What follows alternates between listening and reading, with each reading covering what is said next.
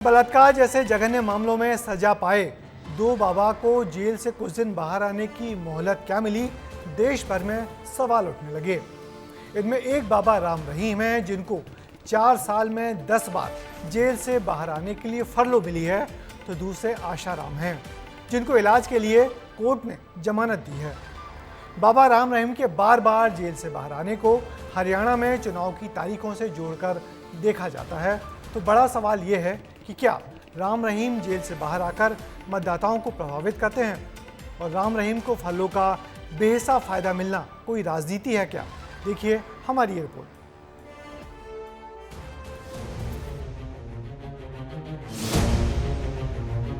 अल्लाह को मानता है, राम को मानता है, शिव को मानता है, किसी को नहीं मान कोई बात नहीं, आजा हरि का द्वार खुला है।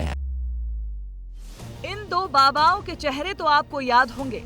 दोनों के लिए पिछले 2 दिन काफी अच्छे रहे हैं। एक तरफ रेप और हत्या के मामले में उम्र कैद की सजा काट रहा डेरा सच्चा सौदा प्रमुख गुरमीत राम रहीम को एक बार फिर से फरलो मिली है, तो वहीं दूसरी ओर रेप केस में बंद आसाराम को पहली बार जमानत मिली है। दोनों ही कथित बाबा रेप केस में जेल में उम्र कैद की सजा काट रहे हैं। गुरमीत राम रहीम के फरलो को लेकर सियासी गलियारों में चर्चाएं भी हैं, लेकिन इससे पहले ये देखिए कि गुरमीत राम रहीम पहले कितनी बार फरलो पर बाहर आ चुका है। 24 अक्टूबर 2020 को राम रहीम एक दिन की पेरोल पर बाहर आया और फिर अब तक कई बार बाहर आ चुका है। जेल से बाहर आने के बाद राम रहीम ने क्या कहा, वो सुनिए। प्यारी साथ संगत जी, सबको बहुत बहुत आशीर्वाद। आपके दर्शनों के लिए फिर से हाजिर हुए हैं और आप सबको मालिक बहुत बहुत खुशियां दे, आशीर्वाद कहते हैं। आप अपने अपने घरों में रहना है, किसी ने यहाँ पे नहीं आना। जैसे सेवादार भाई आपको बताएंगे, सेवादार जिम्मेवार आपको बताएंगे, उसके अकॉर्डिंग आपने सेवा करनी है। मालिक आपको बहुत बहुत खुशियां दे, सबको बहुत बहुत आशीर्वाद। हर बार की तरह इस बार भी गुरमीत राम रहीम को फरलो मिली है, लेकिन ये फरलो होती क्या है वो समझिए। फरलो सिर्फ सजा पा चुके कैदी को ही मिलती है।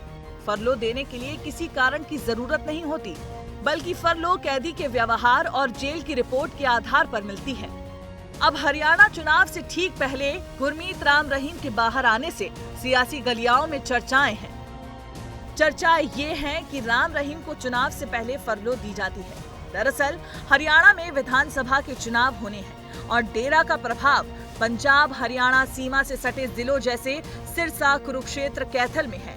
पंजाब और हरियाणा के कई डेरों को बड़ा वोट बैंक माना जाता रहा है।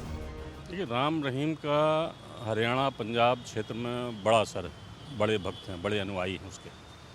वो उसको सज़ा हो गई है, जेल गया है, लेकिन वो भाजपा को चाहता है, भाजपा को पसंद करता है, भाजपा का समर्थक है। मुझे लगता है इसीलिए उम्र कैद की सज़ा है उसको दो मामलों में।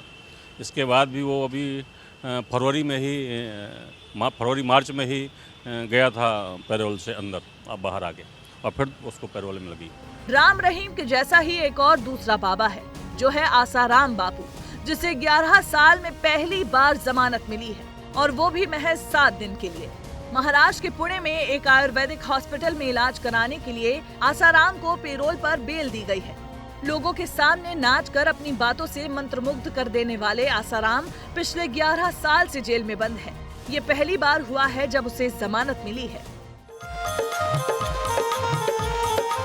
जय हो। आसाराम पर नाबालिग अनुयायी से रेप का आरोप है। मामला साल 2013 में सामने आया। जुलाई 2014 में आरोप पत्र दाखिल हुए और 25 अप्रैल 2018 को आसाराम बापू को उम्र कैद की सजा हुई। इन गंभीर मामलों में जेल में बंद आरोपी बाबाओं को इतनी छूट मिलने से न्याय प्रक्रिया पर सवाल उठते हैं। ये बाबा प्रभावशाली लोग हैं, राजनीतिक पार्टियों के मददगार भी होते हैं, इसीलिए इन पर सबकी निगाहें टिकी रहती हैं। न्याय होना भर काफी नहीं, बल्कि न्याय होते दिखना भी चाहिए। ब्यूरो रिपोर्ट, विस्तार न्यूज। और इसमें कोई दो मत नहीं कि इन दोनों बाबा के देश भर में लाखों से ज्यादा अनुयायी हैं। इन बाबा को जेल से बाहर आने की सुविधा मिलने की खबर से ही बाबा के भक्तों को ये संदेश तो चला ही जाता है कि सरकार बाबा को लेकर सहानुभूति पूर्ण रवैया अपना रही है। अक्सर न्यायालयों में ये बात बार बार कही जाती है कि न्याय करने से ज़्यादा न्याय हो रहा है, ये दिखना भी जरूरी है। और बाबा राम रहीम के बार बार जेल से बाहर आने से न्याय प्रक्रिया का यही आदर्श वाक्य कमजोर होता है।